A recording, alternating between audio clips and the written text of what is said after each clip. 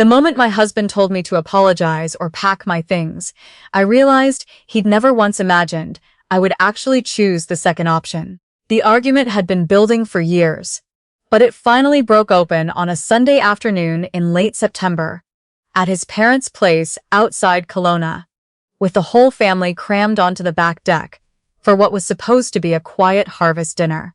By the time the sun went down, every single person at that table had picked a side, and somehow, impossibly, my own husband wasn't on mine. My name is Aaron. I was 36 years old, and I had been married to my husband for 8 years when he gave me an ultimatum. He was certain I would never have the nerve to refuse. We had a 5-year-old daughter named Maddie, and for most of our marriage I had spent more energy managing peace with his family than I had ever spent enjoying my own life. My husband, Brett, wasn't cruel. I want to be fair about that, because it would be easy to make him into a villain, and he wasn't. Not really.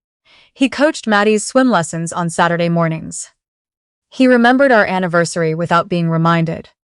He worked long hours at the dealership and never once complained about splitting the bills. 50-50, which, where we lived outside Calgary, was not nothing given what a mortgage cost us those days. But the second his mother was in the room, something in him simply switched off. He stopped being my husband and started being her son again, like he'd shrunk back down to 15 years old the moment she looked at him. His mother, Diane, had opinions about everything. How I dressed Maddie for church, how I seasoned a roast, whether I was raising our daughter too soft or too hard depending on her mood that day. In the beginning, I tried to laugh it off. Then I tried being patient, telling myself that was just how mothers were with their only sons. Then, somewhere around year 5, I stopped trying anything at all and just learned to absorb it, because every single time I brought it up with Brett, he gave me the same line, almost word for word. "That's just how she is, Aaron. You knew that going in." The dinner that finally broke something in me happened on Thanksgiving weekend, which in Canada falls in October, so the leaves were already turning, and it was cold enough that everyone had brought sweaters out onto that deck, along with the folding chairs. There were maybe 18 of us crowded around. 2 pushed-together tables. Brett's aunts and uncles down from Edmonton, his cousins with their kids running through the yard, the smell of turkey, and someone's overcooked Brussels sprouts hanging in the air.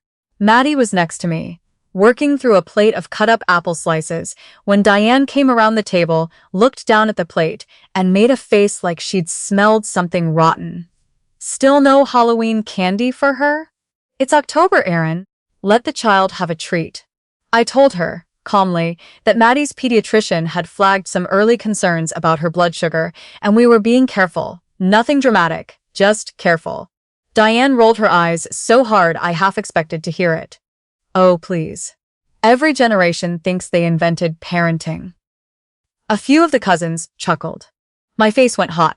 I told myself, the way I always did, to let it go, to not make a scene at someone else's table.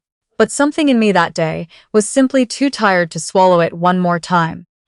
Maybe because it wasn't the first comment, or even close to the 100th.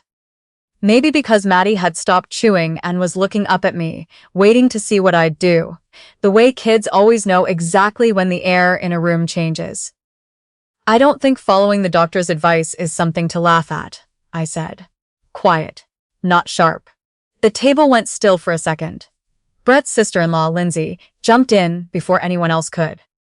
"God, Aaron, you read one article online and suddenly you're a pediatric specialist." A ripple of laughter went around the table. I felt my whole chest tighten. "There's a difference between an article and an actual doctor," I said. Diane folded her arms.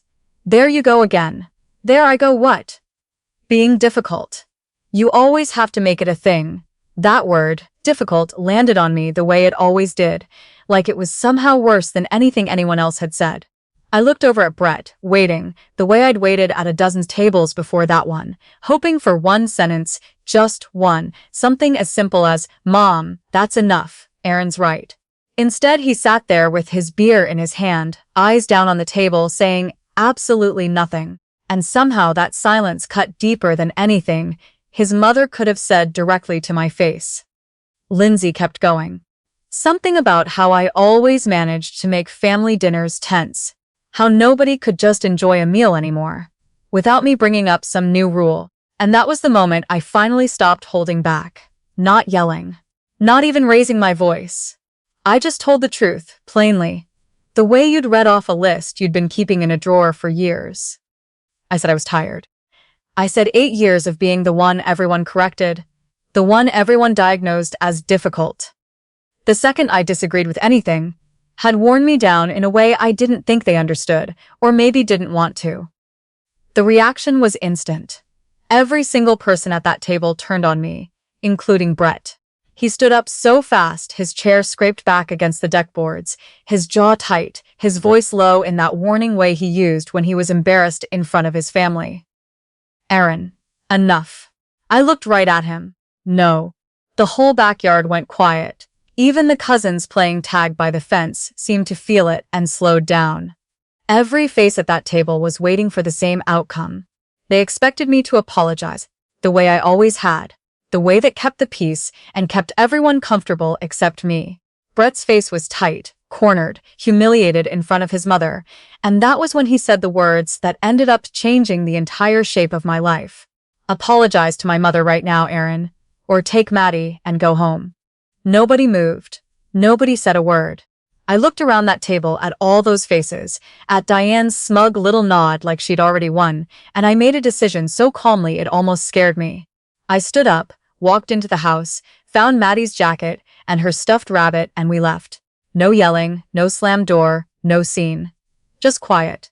That night, after I'd gotten Maddie down and read her the same book 3 times, because she was too wound up to sleep right away, I sat alone at our kitchen table in the dark and finally let myself see it clearly. The problem was never that one dinner. The problem was 8 years of dinners just like it. 8 years of being told, in 100 small ways, that keeping the peace was my job and mine alone. Around midnight, I remembered something I hadn't thought about in 3 years. A friend from university, Priya, had moved to Wellington, New Zealand, back when we were both 28, chasing a job in tech, and she'd mentioned more than once over the years that her company kept hiring, that there was always a place for me there if I ever wanted it. I'd laughed it off every time. I had a life here, a husband, a house with a mortgage we were 3 years into. I never thought I'd actually need the offer to be real. The next morning I messaged her anyway, just to see. She wrote back within the hour, practically before I'd even finished my coffee. The position was still open, the team had grown, and they needed someone to start as soon as I could get there. 3 days of careful, quiet conversations later. Conversations I had at lunch on my break, so Brett wouldn't see my phone. I opened my laptop and looked at flight prices for longer than I should admit. Then I bought 2 tickets. One for me, one for Maddie. When the confirmation email landed in my inbox, I sat staring at the screen for a long time. For the first time in years, I hadn't asked anyone's permission to make a decision about my own life. And nobody in Brett's family had the first idea what was coming. The hardest part wasn't the tickets. It was the 2.5 weeks after, where I had to act like nothing had changed. I dropped Maddie at kindergarten every morning, went to my job at the accounting firm downtown, answered Brett's texts, made dinner, smiled when smiling was expected of me. Underneath all of it, I was quietly dismantling our entire life and rebuilding a new one item at a time.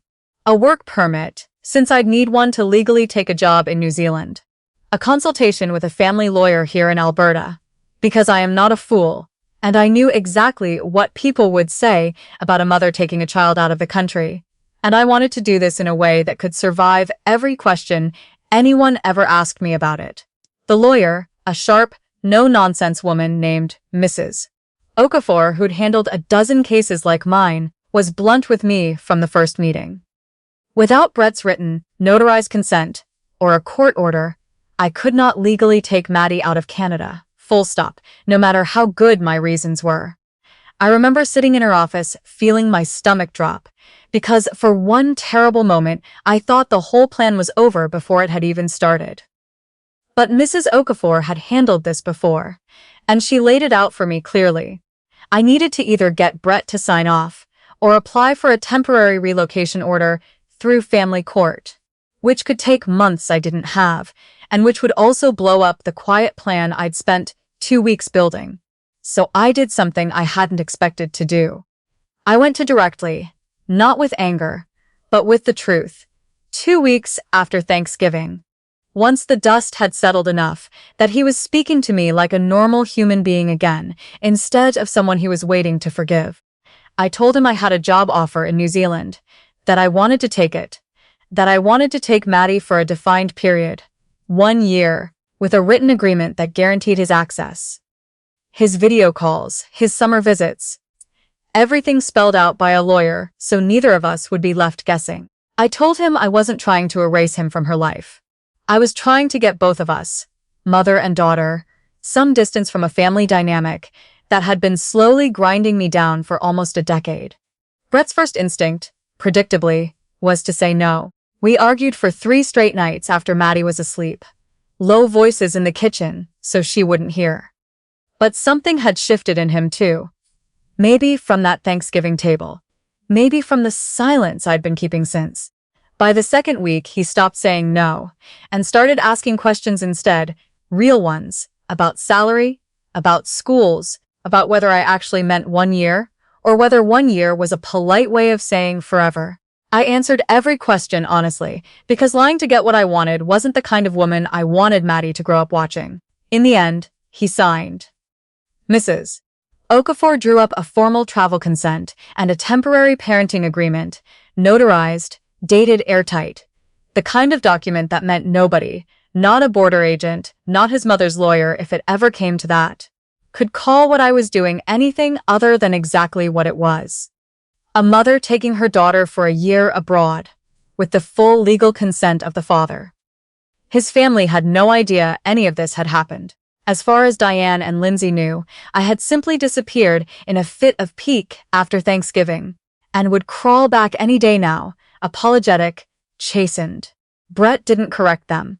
I think some part of him wanted to see, finally with his own eyes, what his family looked like without me there to manage it. His mother called constantly those first weeks. Texts about family unity, about how everyone missed Maddie, about how surely we could all sit down and talk this through like adults. Lindsay sent a long message about how she'd never meant any harm, just teasing. Family banter, nothing personal. Not one of them, not once, asked how I was doing. They all wanted peace. None of them wanted to take a single piece of accountability for getting us there. 3 weeks after that Thanksgiving dinner, everything was in place. The apartment in Wellington, the new daycare for Maddie that Priya had toured for me over video call, the signed parenting agreement, the tickets, the future. The night before our flight, Brett came home with takeout from the Vietnamese place on 17th that used to be our spot before things went sideways between us. An old peace offering that had worked more times than I could count. We sat at the kitchen table, while Maddie slept upstairs. I think we've said everything there is to say, he told me. I looked at him for a long moment. I think so too, I said. He smiled, a little sad, a little relieved, the way you smile when something hard is finally over. For a second, I almost felt sorry for him. Almost. The next morning, while he was at work, Maddie and I headed for the airport in Calgary.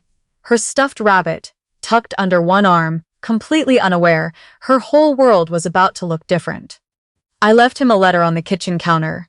Nothing bitter, nothing dramatic, just the truth, written plainly.